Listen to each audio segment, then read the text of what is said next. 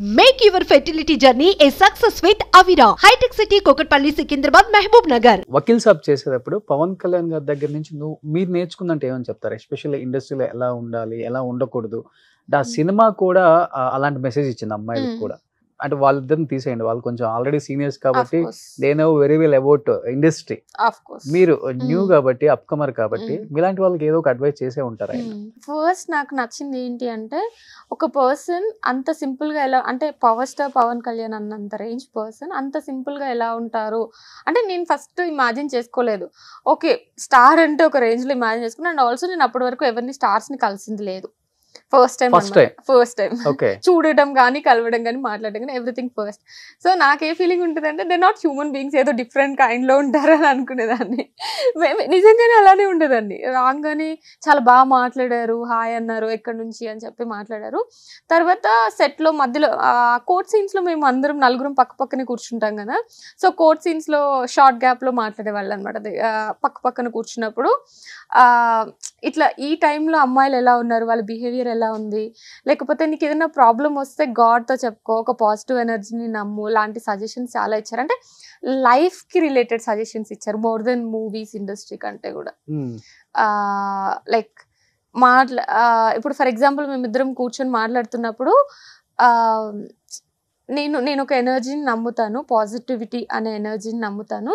So నేను ఏదన్నా problem వచ్చినా కూడా గాడ్ రిలేటెడ్ అని కాకుండా ఏదైనా ప్రాబ్లం వస్తే చెప్పుకుంటే చాలా వరకు మనకి ఆ ఎనర్జీ మనకి చాలా హెల్ప్ చేస్తుంది అన్నట్టు చెప్పారనమాట. అంటే ఆయన వర్డ్స్ లో చాలా బాగా చెప్పారు, నేను కొంచెం అటు ఇటుగా చేసి చెప్పాను. బట్ అదే గ్రేట్ కదా, యా చాలా చాలా బాగా అనిపించింది. అంటే అంత టైం తీసుకొని లైఫ్ గురించి నాకు చెప్పాల్సిన అవసరం అయితే లేదు కదా. సో అలాంటివన్నీ చాలా బాగా మాట్లాడారు నాతో. ఇష్టమైన హీరో అంటే ఆయననా? Yeah, obviously of course first star కదా, లక్కీ స్టార్ యాక్చువల్లీ. నాకు ఇప్పుడు వకీల్ సాబ్ అనన్య అన్న పేరు వచ్చింది అంటే it's all because of power star Pawan Kalyan garu కాబట్టి ఆబ్వియస్ గా. పవన్ గారు అడిగితే రేపు ఏపీలో జనసేన సైడ్ క్యాంపెయినింగ్ చేస్తావా? నేనంత మెచ్యూర్డ్ ఇనఫ్ అని అనుకోవట్లేదు. ఇప్పుడు పాలిటిక్స్ అంటే మెచ్యూర్డ్ అక్కర్లేదు, నీకు స్క్రిప్ట్ ఇస్తాడు, నువ్వు చదివేయాలి. లేదు, అప్పుడు స్క్రిప్ట్ ఇస్తే చదివేస్తాము, కానీ తర్వాత క్వశ్చన్స్ అడుగుతారు కదా. నాకు అంత నాలెడ్జ్ అయితే లేదు పాలిటిక్స్ గురించి ఇప్పుడు యాజ్ ఆఫ్ నౌ. మేబీ నాకున్న నాలెడ్జ్ అంతా ఇప్పుడు కొంచెం సినిమాల మీద, నా టైం అండ్ ఎనర్జీ నేను మూవీస్ పైన వాటిపైన పెడుతున్నాను కాబట్టి దాని మీదనే ఉంటది కదా ఆబ్వియస్ గా. సో పాలిటిక్స్ నాకు అంత తెలీదు, ఏపీ పాలిటిక్స్ అస్సలు తెలీదు. కొంచెమైనా మన తెలంగాణ పాలిటిక్స్ మేము ఉన్నాం కాబట్టి కొంచెమైనా తెలుస్తుంది కాబట్టి. సో నాకు నాలెడ్జ్ వచ్చి నేను చెయ్యాలి అని అనుకున్నప్పుడు ఆబ్వియస్ గా చేస్తాను. బట్ ఇండస్ట్రీకి వచ్చే ముందు అనుకుంటాం కదా మనం ఇలాంటి రోల్స్ చేయాలి, ఈ హీరోయిన్ లేకపోతే ఈ క్యారెక్టర్ ఒక యాక్టర్స్ చూసి అనుకుంటాం, I want to do like this type of characters అని. అలా ఫస్ట్ ఎవరిని చూసి అనుకున్నారు మీరు?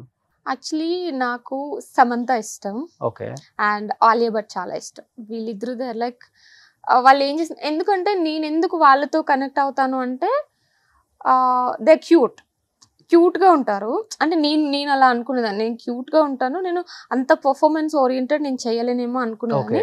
సో వాళ్ళ పర్ఫార్మెన్సెస్ చూస్తున్నా కదా, ఓకే క్యూట్ గా ఉన్నా కూడా మెచ్యూర్డ్ పర్ఫార్మెన్సెస్ చేయొచ్చు అని వాళ్ళు ఇవాల్వ్ అయిన విధానం ఉంటది కదా, అది నాకు చాలా నచ్చింది. ఫిల్మ్ బై ఫిల్మ్ చేసుకుంటూ వాళ్ళు చాలా బాగా చేశారు. సో వాళ్ళ జర్నీ నాకు ఇష్టం వాళ్ళిద్దరిది.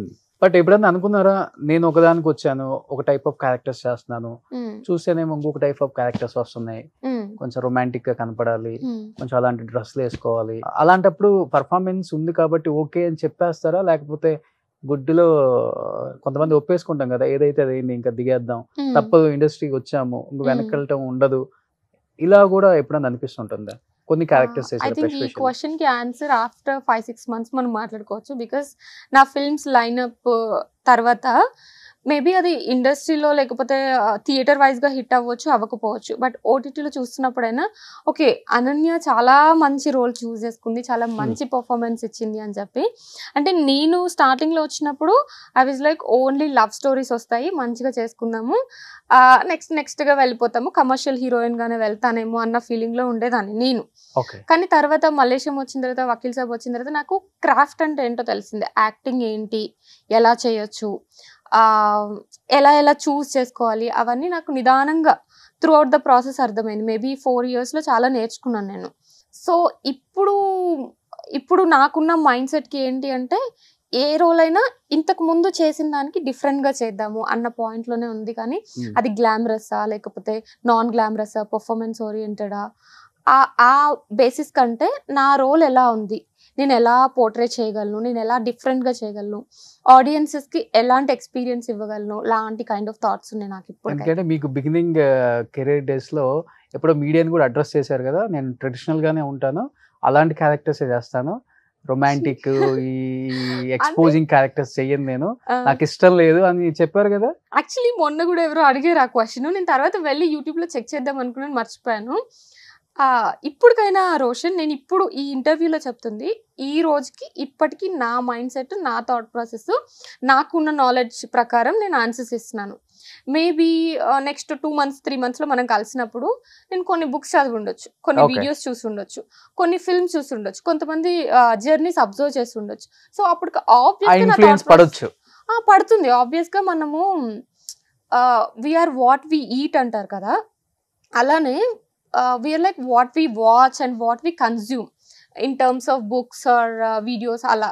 సో నాకు అప్పుడు థాట్ ప్రాసెస్ మారిపోతే నా అప్పుడు ఆన్సర్ కూడా మారిపోతుంది 100%. అదే నేను చెప్తున్నారు. పవన్ కళ్యాణ్ గారు కొంచెం ఉన్నారా? Thank you. ఆయన కూడా బుక్స్ చదువుతారు. నేను మరీ అంత ఎక్కువగా ఏం చదవను, బట్ ఏదైనా ఇంట్రెస్టింగ్ గా అనిపిస్తే పక్కా చదువుతాను అట్లా. ఈ సినిమాలో ఎస్పెషల్లీ గూస్ బంప్స్ అనిపించిన సీన్ ఏంటి మీకు? మీకేమనిపించింది ట్రైలర్ లో? నాకు అంటే నేను చాలా చూస్తాను కాబట్టి మూవీస్ ప్రమోషన్స్ అన్ని కూడా నాకు బాగా అనిపించింది అంతే. లేదు లేదు, మీకు సడన్ గా అన్న ఫీలింగ్ ఏదైనా వచ్చిందా? అన్న ఫీలింగ్ అంటే ఆ డెడ్ బాడీ ఇలా లేసినప్పుడు మీకు ఏమనిపించలేదు? మాక్సిమం ఓకే ఓకే, అంటే మీరు ఫస్ట్ టైం చేశారు కాబట్టి. నేను ఫస్ట్ టైం అనే కాదు, మాక్సిమం గర్ల్స్ కదా చూస్తారా ఇలాంటి మూవీస్ ఎక్కువ?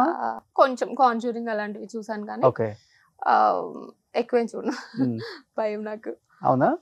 చేసేటప్పుడు ఏమంత భయం ఉండదు, చూసేటప్పుడు ఆబ్వియస్ గా ఉంటుంది.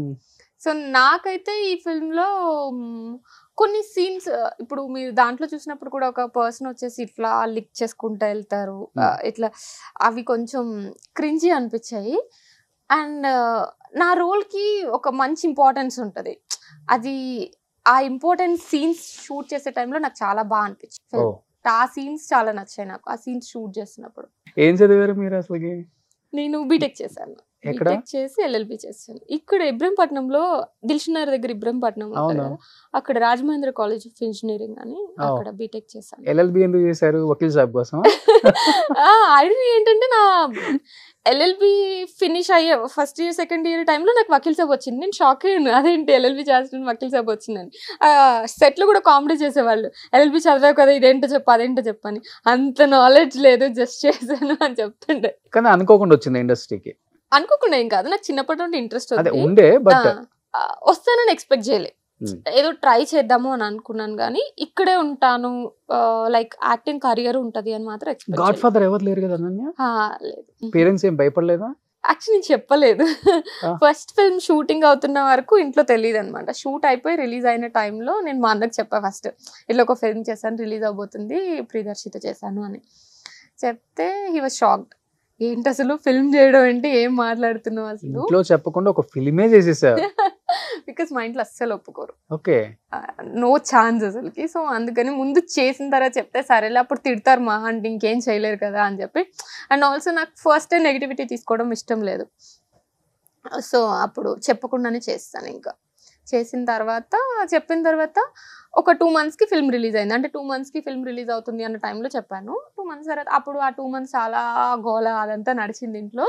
తర్వాత 2 months తర్వాత చూసిన తర్వాత ఎవరు లైక్ ఫైన్, ఓకే మంచి రోల్ చేసింది, అంటే అది చాలా పర్ఫార్మెన్స్ అదంతా ఉంటుంది కదా, ఓకే దీనిలో టాలెంట్ ఉంది అని చెప్పేసి అప్పుడు కొంచెం ఓకే.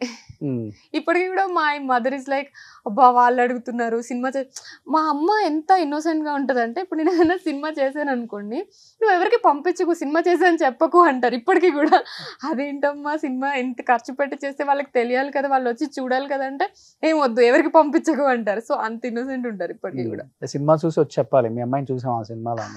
అంటే ఇప్పుడు ట్రైలర్ ఉందనుకో ఫర్ ఎగ్జాంపుల్, రోషన్ ఇది ఎవరికైనా పంపించాను అనుకో, ఎందుకు పంపిస్తున్నా వాళ్ళందరికీ మన రిలేటివ్స్ ఎవరికి పంపించకు అని చెప్పేసి అంటారు ఇప్పటికీ.